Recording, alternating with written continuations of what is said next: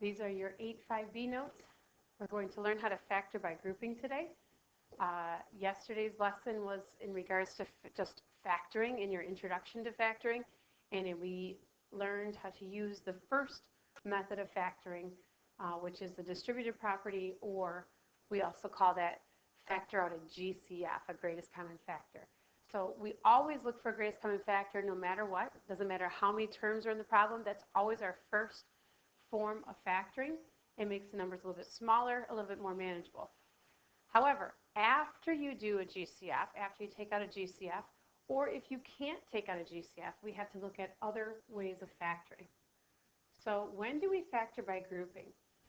We're going to factor by grouping after we factor out the GCF, if possible, or we can use grouping when there is an even amount of terms.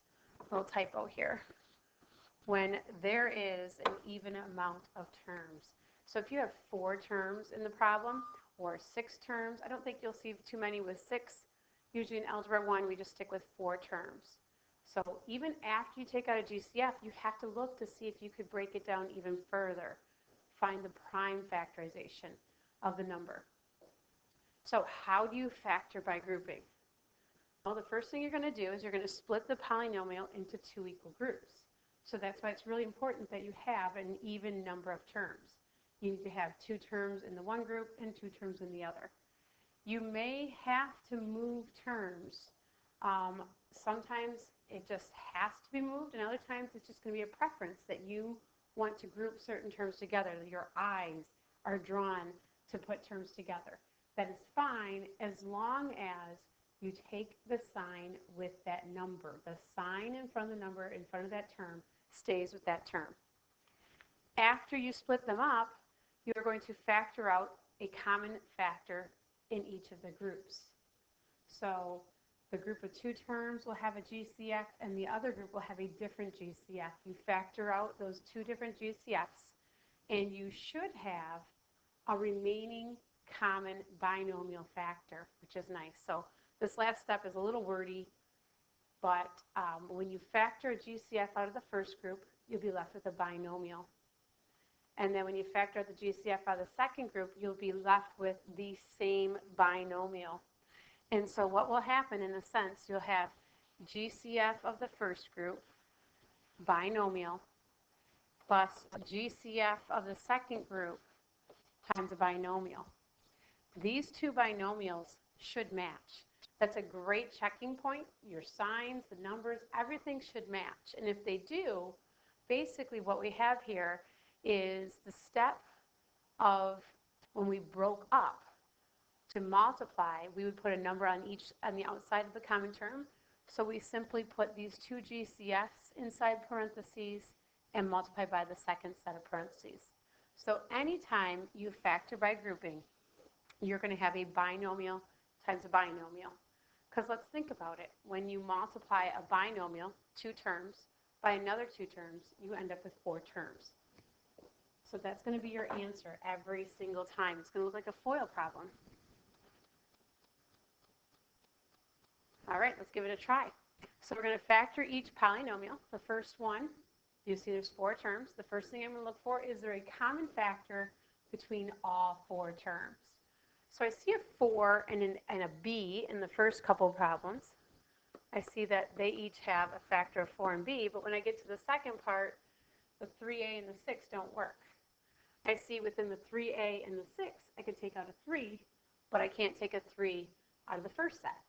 So there's common factors among the terms, just not one common factor between all 4 terms. So that's why we split them into 2 groups.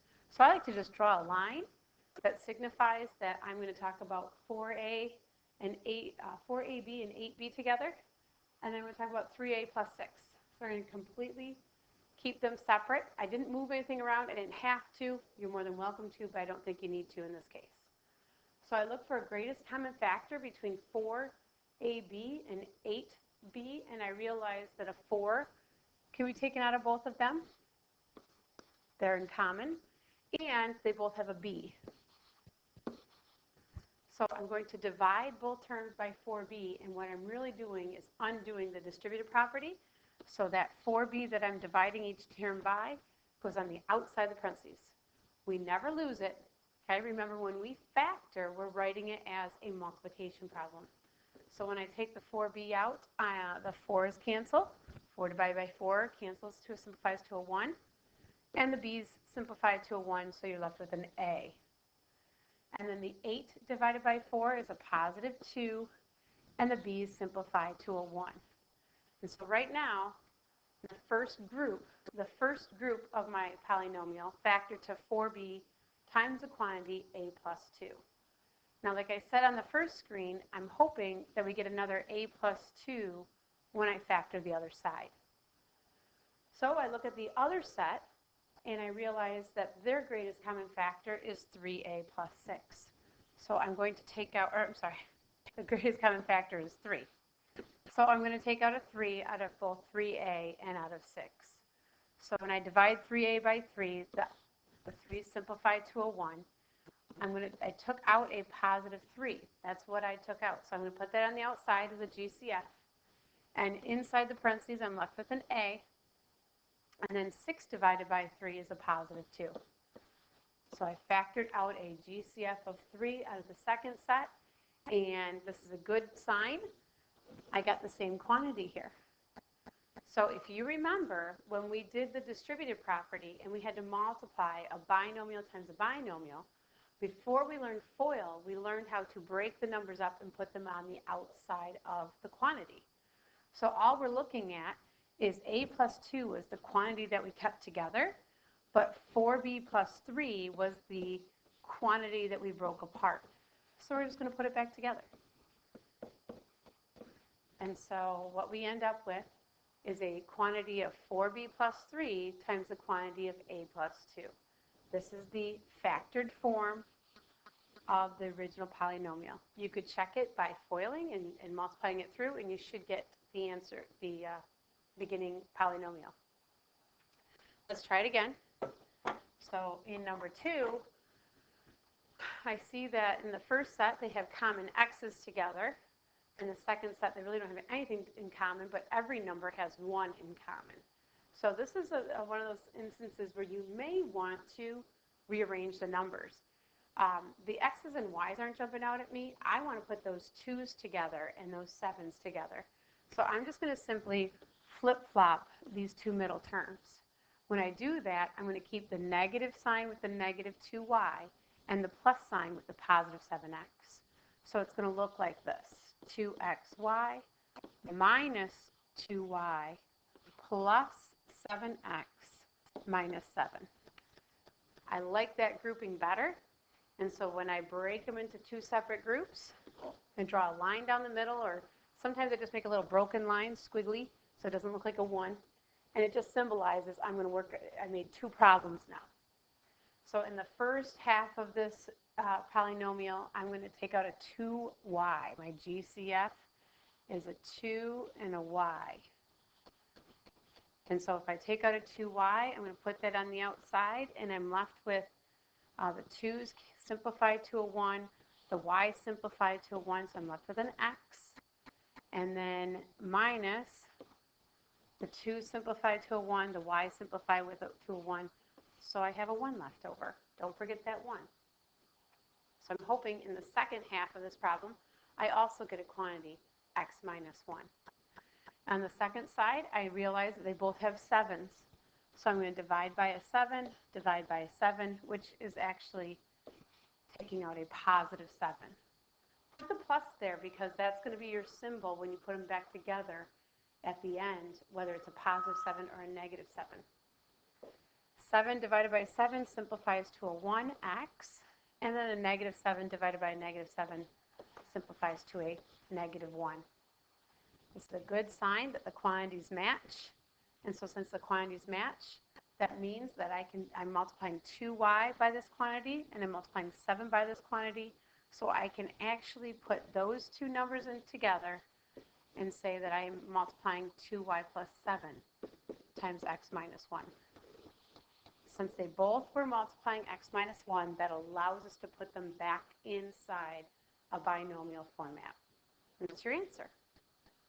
Okay, so I'm thinking a lot of you, when we're working on this in class, when we get to this step right here, and if these don't match, it's an excellent time to call me over and we can go over it and figure out where your mistake is. A lot of it's signs. This is really making you a stronger middle school mathematics student.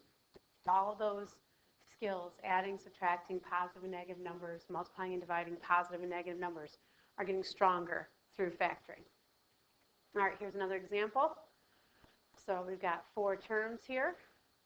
I see the 15 and the 3 and the A and the B. I feel like it's an okay fit the way it is. So I'm going to go ahead and I'm going to split it down the middle. And between 15 and 3, the greatest common number that they have in common is a 3. And the greatest variable that they have in common is they both have an A. So I'm going to factor out a 3A using the technique from yesterday. 15 divided by 3 is 5, and the A's cancel to 1. And then the 3's cancel, the A's cancel, and I'm left with a negative B. So 3A times the quantity, 5 minus B. And the second set here, I know that they have a 4 in common, so I'm going to divide by 4, both terms. That's a positive 4, so I'm going to write plus 4 here. And I'm left with a B minus 5. The 4 is simplified to 1, and then negative 20 divided by 4 is a negative 5. Now I look at that, and I see those two quantities. They look very similar, a B minus 5 and a 5 minus B. They're slightly different. The 5 on the left-hand side is a positive 5, and on the right-hand side, it's a negative B. On the left-hand side, it's a negative B, and on the right-hand side, it's a positive B. They are complete opposites of each other. It's an easy thing to fix. We didn't do anything wrong, but maybe we should have taken out a negative 4 out of the second set. Or maybe we should have taken out a negative 3 to make them match. So you just need to change the sign of one of these quantities. I think the easiest one is the second one. Make the second one a negative 4. If I were to take out a negative 4 from a positive 4b, I would be left with a negative b. And if I divided a negative 20 by a negative 4, I'd be left with a positive 5. And so I know this is ugly, so we can choose which way we want to write it. I'm going to write it as 5 minus b. So even though they look different, now they match. They're both a negative b value and a positive 5 value. So I can put the outside terms together, 3a minus 4, and then I can choose how I want to write this down. I think 5 minus b is the easiest way to write that quantity, which leads me into all the different ways we could write this. I chose to write 3a minus 4 first, but what if somebody else wanted to write negative b plus 5? If somebody rearranged those terms up top and they had the numbers in a different order, you could very well see a negative 4 plus 3a times either 5 minus b or times a negative b plus 5. Again, with the rearranging, maybe somebody has the 5 minus b written down first and the 3a minus 4 afterward. So what you have to be worried about is the signs in front of each individual term and then who's inside the parentheses with who. 5 and b have to be in the same set of parentheses. 3a and negative 4 have to be in the same set of parentheses. But if their signs are okay and the order is okay, it's fine. There's one more tricky answer, and that would be taking the opposite sign of every single term. So if I go back to my original answer, and I had a negative 3a plus 4 and a negative 5 plus b, it is still technically correct. So if it looks somewhat right, let's ask so that we can work through it. I would hate for you to mark things wrong that are actually right, but just written slightly different. That's all. So we just want to, as we're learning this, we want to make sure that we're not writing correct answers or marking them incorrect. All right. So I need to know, when do you use factoring by grouping? And then I need you to factor this one problem.